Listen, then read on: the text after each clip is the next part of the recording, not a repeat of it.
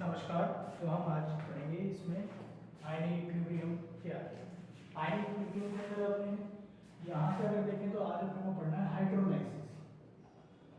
Hydrolysis का means क्या होता है? अगर मैं पूछूं आपसे कि हाइड्रोलाइसिस का मीन्स क्या है, ये दो वर्ड से मिलकर बना है। The first word is hydro and the second word is lysis. Hydro itself means water, hydro means water and lysis means breaking. Generally hydrolysis का मीन्स होता है ऐसी इक्वेशंस जहां पे वाटर भी हो और उसमें ब्रेकिंग भी हो, बट इसकी ब्रेकिंग। तो यहाँ आयनिक इक्विलिब्रियम में हम जो ये इक्वेशंस पढ़ेंगे उनका मतलब होगा वाटर की breaking by the presence of weak acid and weak base ions. So यहाँ पे अपन देखेंगे it is the process of breakdown of water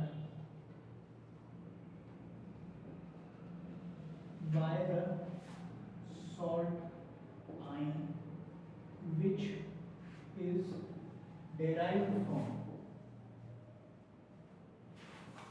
weak electrolyte. And what is the weak electrolyte? Let's say weak electrolyte is weak acid or weak base.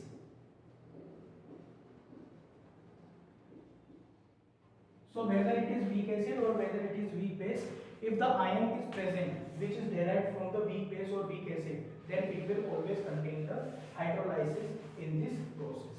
So अब हम इसको आगे कैसे करें? तो टोटल मिला के पहले तो अपने को पढ़ने पड़ेंगे इसमें type of salts. Type of salts अपने पास कैसे कैसे रहेंगे, तो किस किस चीज से मिलके बनते हैं। तो आपको अगर पता हो तो 10th क्लास के अंदर अपने को सिखाया जाता है acid plus base gives salt plus water. Okay, ये तो सब जानते हैं। Acid plus base gives salt plus water and it is can be of strong acid strong base. जैसे अगर एग्जांपल के तौर पे लें तो HCl plus NaOH it will give NaCl and water. तो यहां पे सॉल्ट के पास दो आयन, एक तो है Na प्लस और एक है Cl minus. So where is the Na plus is derived from the base. तो पॉजिटिव आयन हमेशा किससे होता है? बेस।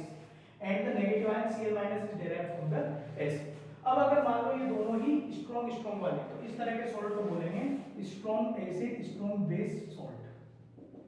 तो इस हिसाब से अगर मैं देखूं टाइप ऑफ सॉल्ट्स, तो टाइप ऑफ सॉल्ट्स अपने पास हो जाएंगे 4 टाइप्स के। The first one is strong acid strong base, second one is weak acid strong base, third one is strong acid weak base and the fourth one is weak acid weak base. Okay, कोई दिक्कत नहीं आनी चाहिए। अब इसमें अपन देखेंगे अगर first acid, तो अपन देखेंगे hydrolysis of strong acid strong base type salt. तो इसके अंदर पहले तक के एग्जांपल्स कितने पढ़ेंगे भाई? First strong acid strong base वाले जो अपने पास सॉल्ट है वो कौन कौन है?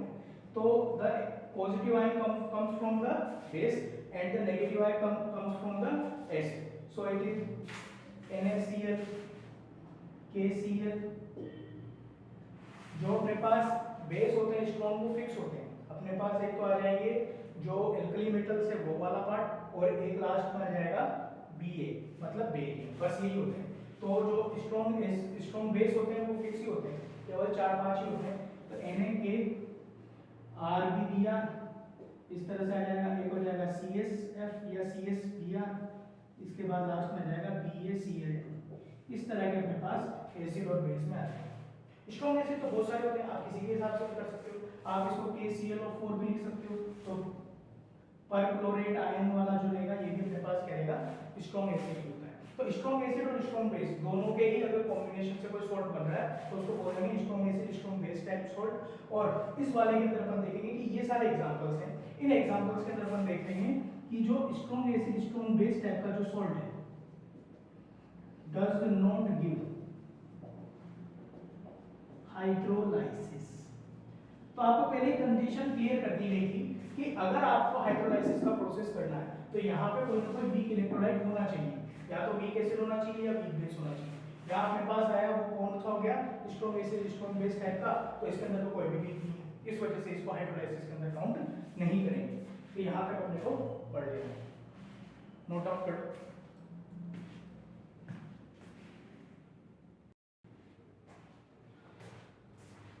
तो ठीक है, होपफुली आपने स्क्रीन को पॉज करके नोट डाउन कर लिया होगा। अब अपन आगे बढ़ते हैं।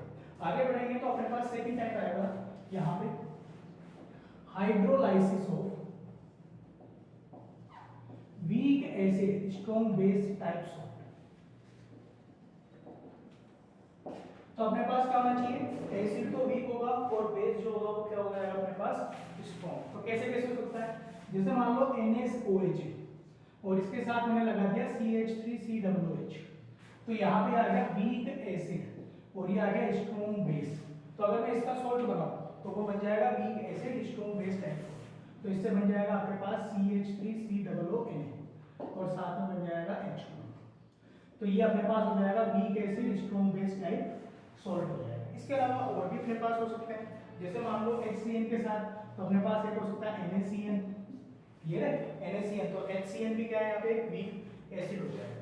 NaCN हो गया, और भी अपने पास आ सकते हैं Na2S या K2S। तो यहाँ पे सल्फाइड आयन भी जो होता है वो वीक एसिड का ही अपने पास पार्ट होता है। तो ये सारे के सारे और भी काफी सारे ऑर्गेनिक कंपाउंड्स आ सकते हैं। तो जैसे यहाँ पे आ गया BaHCOO का होल ट्वाइस, इसके अलावा कार्बोनिक एसिड से भी बन सकता है। तो वो सारे के सारे अपने पास इसमें आ जाएंगे। तो यहाँ पे आ गया Rb2CO3, तो यहाँ पे कार्बोनिक एसिड का भी क्या है वीक एसिड के अंदर आएगा। तो ये बहुत सारे एग्जांपल्स हो सकते हैं, मैं कोई भी एक एग्जांपल उठा लेता हूँ। तो अब अपने को हाइड्रोलाइसिस प्रोसेस समझनी पड़ेगी। मैंने एग्जांपल के तौर पे लिया है यहाँ पे CH3COONA, इसको मैं ले रहा हूँ। आपको ये पता होना चाहिए कि जो सॉल्ट होते हैं सारे सॉल्ट वो होते हैं हमेशा स्ट्रॉन्ग इलेक्ट्रोलाइट। स्ट्रॉन्ग इलेक्ट्रोलाइट का मतलब ये होता है कि जिनके अंदर क्या होती है, डिसोसिएशन जो होता है वो 100% होता है। ऑल सॉल्ट्स वो क्या रहेगा 100% या 1, अल्फा की वैल्यू 1 होगी या अल्फा परसेंटेज निकालेंगे तो कितना होगा 100%। तो मैं अपने आप मान के चलूं कि अगर कोई सॉल्ट है, तो इसका मतलब वो अपने आप ही किसमें आ रहा है, आयन की फॉर्म में ऑलरेडी वो क्रिएटेड है। तो जैसे मैं इसको वाटर में एक बार सॉल्यूशन में डालता हूं तो CH3COO माइनस हो जाएगा और यहाँ पे Na प्लस हो जाएगा। तो ऑलरेडी आपको मानना है कि वो आयंस के अंदर टूटा हुआ है। अब अपने को क्या लेना देना है, हाइड्रोलाइसिस करना है।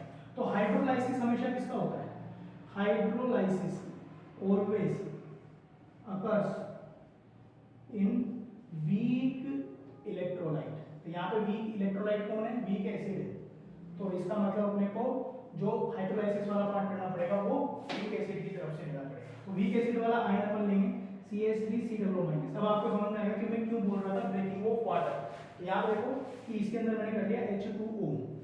तो अब ये आयन जो है वो एक तरह से रिवर्सिबल रिएक्शन देके और यहाँ पे क्या करेगा, SH को अपने पास ले जाएगा। तो CH3COOH बन गया और साथ में बन गया OH माइनस। क्लियर है। तो क्योंकि ये रिवर्सिबल रिएक्शन है इस वजह से इसमें कंसंट्रेशन सीधी सीधी डेराइव नहीं होगी। इसके अंदर मानेंगे कि t इक्वल टू 0 टाइम पे इसकी C कंसंट्रेशन थी, ये एक्सिस में है तो इसको अपने को मेंशन नहीं करना। इसके बाद t टाइम के अंदर t इक्विलिब्रियम जैसे आ गया होगा या फिर t टाइम तो C माइनस x हो गया, इसको तो लेना ही नहीं। तो ये भी x और ये भी x बन जाएगा।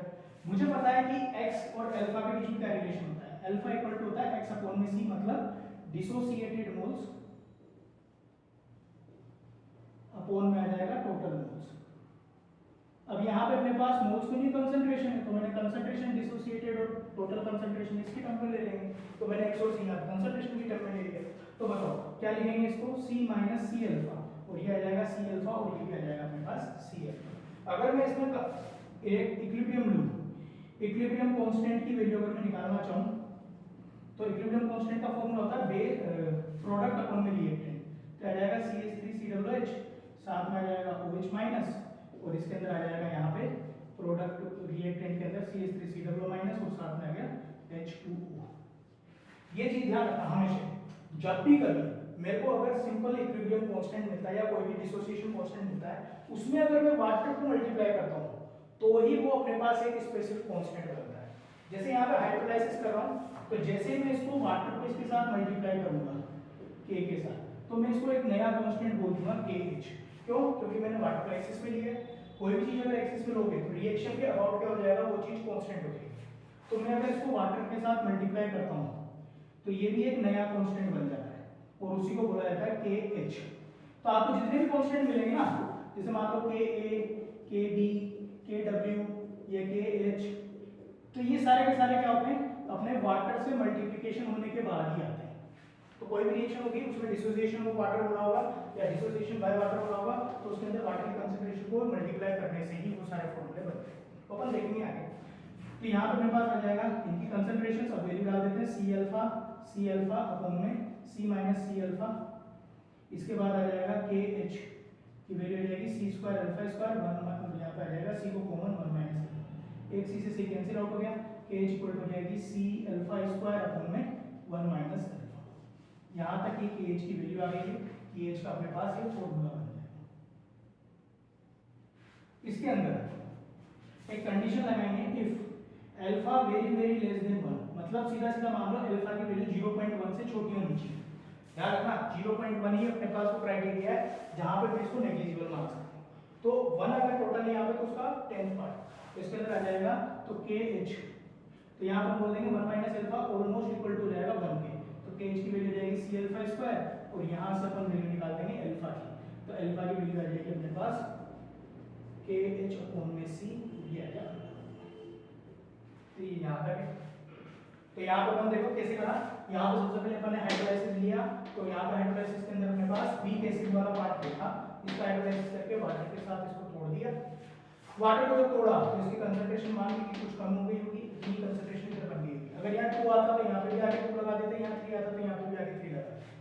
सिंपल इक्विलिब्रियम कांस्टेंट वाले डेरिवेशन की तरह करना है, वाटर से मल्टीप्लाई करेंगे तो के आ जाएगा, इधर से वाटर हट गया तो इसकी वैल्यू सी अल्फा और ये C minus C alpha. Value अगर देखें तो फॉर्मूला बनता है के एच का C alpha square upon 1 minus alpha. उसके अंदर अगर मैं इसको नेग्लिजिबल मान लूं तो नीचे 1 रह जाएगा, K H equal to C alpha square, यहाँ पे है अल्फा बराबर के एच अपॉन में सी।